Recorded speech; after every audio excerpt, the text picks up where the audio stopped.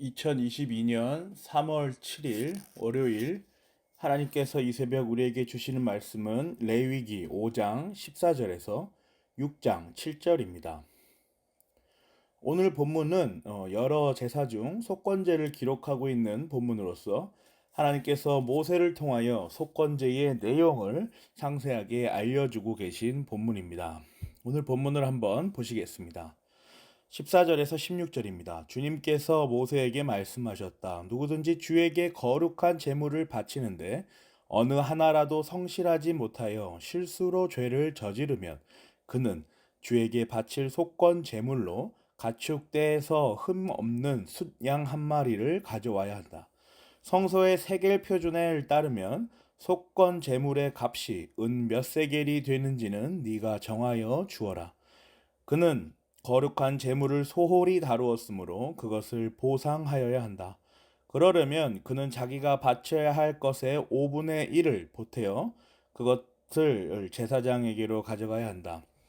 제사장이 속건 제물인 숫양에 해당하는 벌금을 받고서 그의 죄를 속하여 주면 그는 용서를 받는다. 14절을 보시면 하나님께서 모세에게 말씀하십니다. 백성들에게 직접 하지 않으시고 모세라는 대언자 곧 하나님께서 세우신 자를 통하여 말씀하시는 것을 알 수가 있죠. 하나님께서 사역하시는 방법입니다. 오늘날도 마찬가지이죠. 하나님께서는 대언자 곧 목사를 통하여 자신의 말씀을 전달하십니다. 다음의 내용을 한번 또 살펴볼까요? 먼저 속건제라 함은 하나님께 드릴 거룩한 제물이나 이웃의 물건에 대해 죄를 짓는 그 죄에 대해서 제사를 지내는 것을 말합니다. 하나님께 드릴 거룩한 제물을 더럽히거나 이웃의 물건을 상하게 하거나 도둑질하였을 때 자신의 죄를 용서받기 위하여 이 속건제를 하나님께 올려드리는 것입니다. 15절에서 16절을 보십시오. 누구든지 주에게 거룩한 제물을 바치고 있는데 어느 하나라도 성실하지 못하여 실수로 죄를 저지르면 또 16절이죠. 그는 거룩한 제물을 소홀히 다루었으므로 또 6장 2절과 3절입니다. 누구든지 나 주에게 성실하지 못하여 죄를 지으면 그죠? 3절에 또 보이죠? 사람이 하는 죄가 되는 일들 가운데서 어느 하나라도 하면 어떠십니까? 본문은 속건제를 지내야 하는 전제가 어쩌면 너무 당연한 거죠. 죄를 짓는다라는 겁니다. 죄를 지었기 때문에 이 속건제사를 드려야 한다라는 것을 말하고 있습니다. 그렇다면 반대로는요. 죄를 짓지 않으면 죄가 없었다면 속건제는 즉시 필요가 없어집니다. 인간이 죄를 지으면 그것에 따라 보상하여야 하는 것입니다. 16절입니다. 그는 거룩한 제물을 서로 소홀히 다루었으므로 그것을 보상하여야 한다. 인간이 왜 죄를 짓습니까? 연약하기 때문입니다. 말씀에 근거해서 성실하지 못하여 실수로 죄를 저지르고 거룩한 제물을 소홀히 다루며 특별히 하나님께 성실하지 못하고 이웃인 사람에게 해를 가하는 까닭은 부패한 본성 때문입니다. 15절입니다. 누구든지 주에게 거룩한 제물을 바치는데 어느 하나라도 성실하지 못하여 실수로 죄를 저지르면 그는 주에게 바칠 속건 제물로 가축대에서 흠없는 수장 한 마리를 가져와야 한다. 성소의 세겔 표준을 따르면 속건 제물의 값이 은 몇 세겔이 되는지는 네가 정하여 주어라. 흠없는 수장 한 마리로 용서를 구해야 한다고 기록되어 있습니다. 우리는 타락한 존재자들이기 때문에 흠이 많고 흠투성입니다. 그래서 그 흠은 죄로 드러납니다. 그런데 여기서 한 가지 묵상해야 할 주제가 있습니다. 본문에 기록된 어느 하나라도 성실하지 못하여 라고 말할 때에 어느 하나라도입니다. 어느 하나라도라는 말은 말 자체에서 알 수 있듯이 완벽을 의미합니다. 10가지 중 하나라도와 같은 의미인 것이죠. 그러니까 10가지 중 9가지를 잘했다 하더라도 한 가지만 잘못되었다면 속건제사를 드려야 하는 것입니다. 그야말로 흠이 없는 완전 무결함, 무결점을 요구하고 계신 것입니다. 여기에서 우리는 본문에 대해서 두 가지 질문이 발생되는 걸 알 수가 있습니다. 첫째는 왜 연약하고 타락하여 죄를 지을 수밖에 없는 주의 백성들에게 완전 무결함을 흠이 없는 것을 원하시는가? 또 둘째로는 9가지를 잘할 수 있다는, 그러니까 10가지 중 9가지는 잘하고 한 가지를 못해도 죄를 속건 제사를 드려야 하는데, 이 9가지를 그렇다면 잘할 수 있다라고 말할 수 있는 그 근거가 어디에서 나오는 것인가?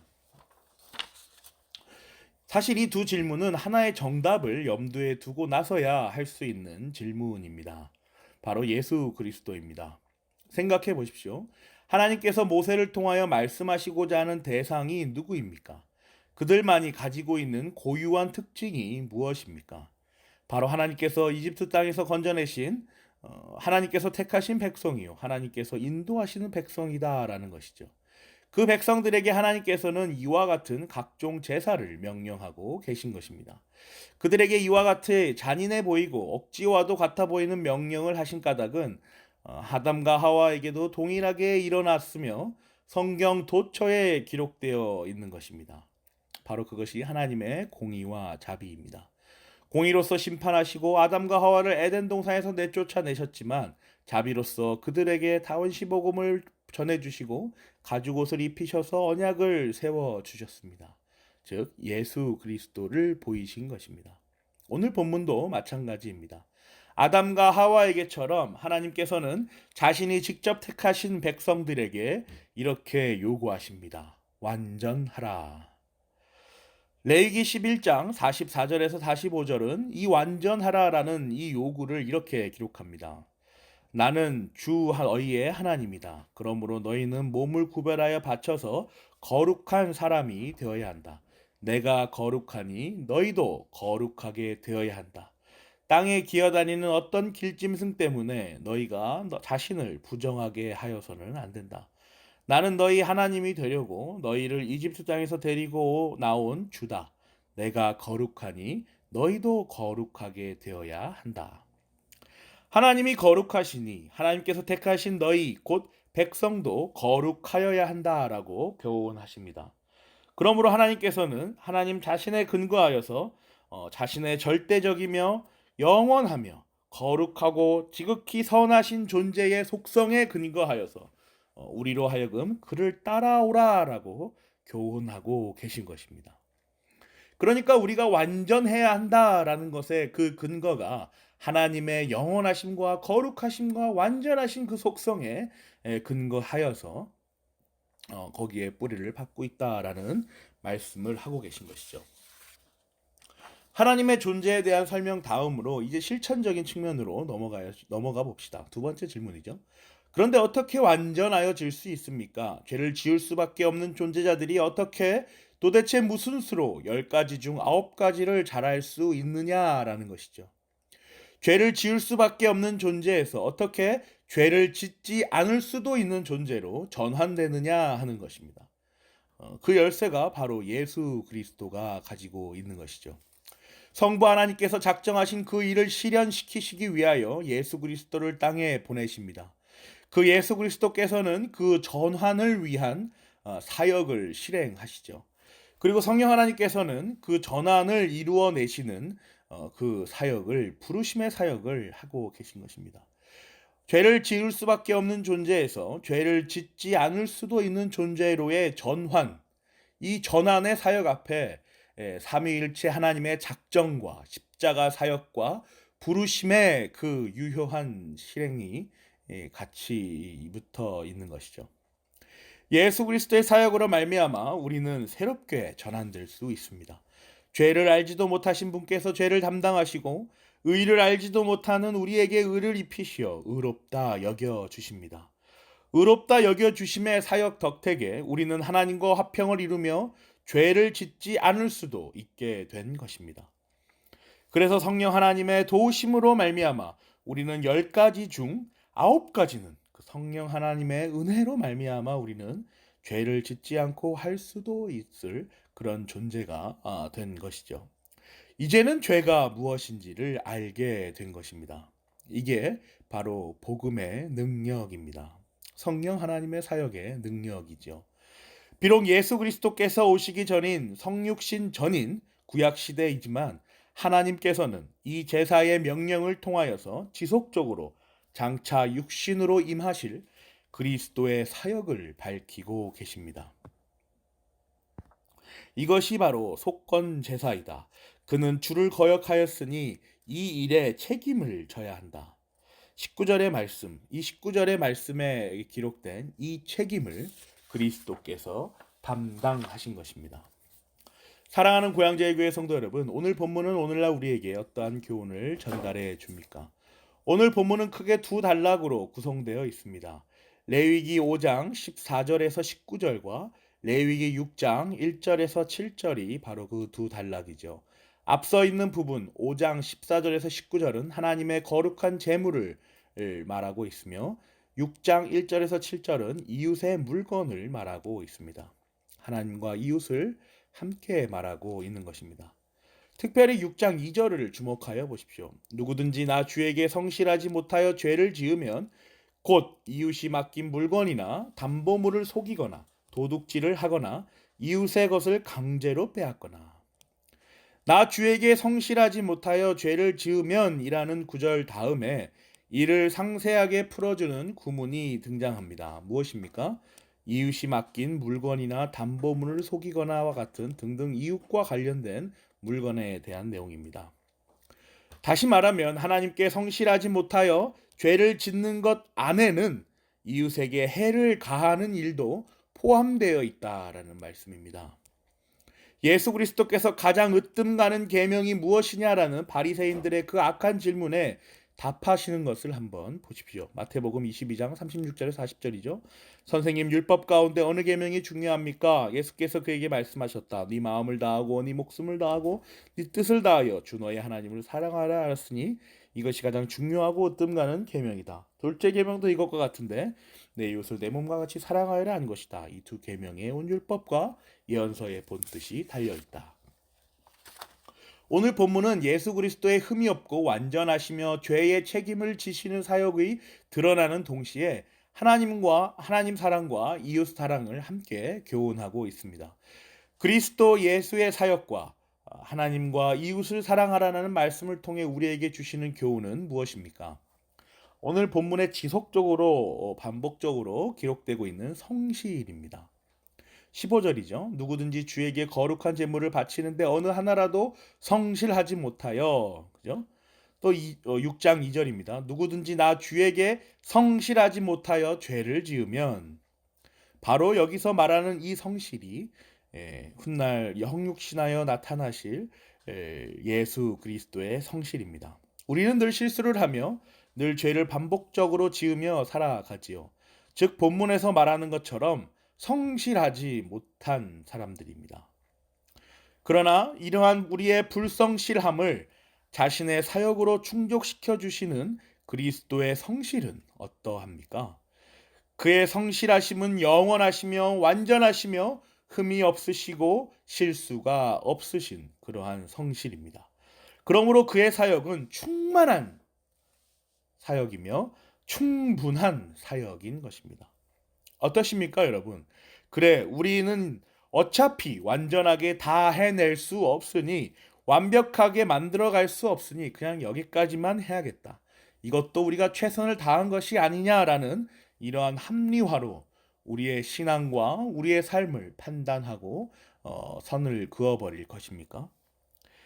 이는 분명 자신의 합리성과 이성의 정당성으로 하나님의 사역에 제멋대로 선을 그어버리는 교만함입니다. 온라인 대학에서도 다루었던 책입니다. 우리나라의 수학 인재인 김민영 교수가 쓴 수학이 필요한 순간, 한 수학자가 고백하는 인간의 삶은 어떠합니까? 그가 쓴 글을 한번 소개해 드리겠습니다. 제 생각에 건전한 과학적 시각이란 근사해 가는 과정이라는 걸 처음부터 받아들이는 것입니다. 근사값을 매기다 할 때 근사죠. 어림잡아 할 때 이제 근사입니다. 완벽하게 할 수 없다고 해서 포기하기보다는 제한적인 조건 속에서 이해할 수 있는 현상이 있다라는 것을 받아들이는 것입니다. 나중에 뒤집어지더라도 현재의 조건 안에서 이해해 나가는 것이죠. 수학은 정답을 찾는 것이 아니라 인간이 답을 찾아가는 데 필요한 명료한 과정을 만드는 일이라고 생각합니다.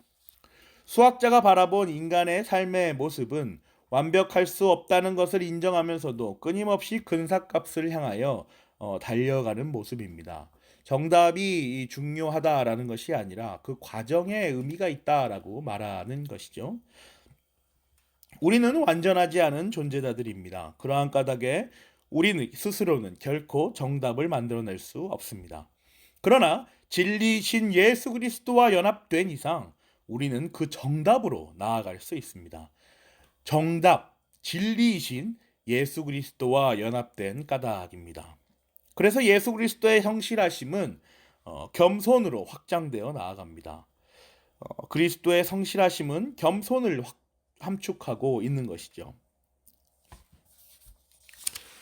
놀랍지 않습니까? 죄를 알지도 못하실 정도로 의로우시며 완전하시고 흠이 없으시며 무결하신 예수 그리스도께서 성실을 말하시면서 겸손을 말합니다.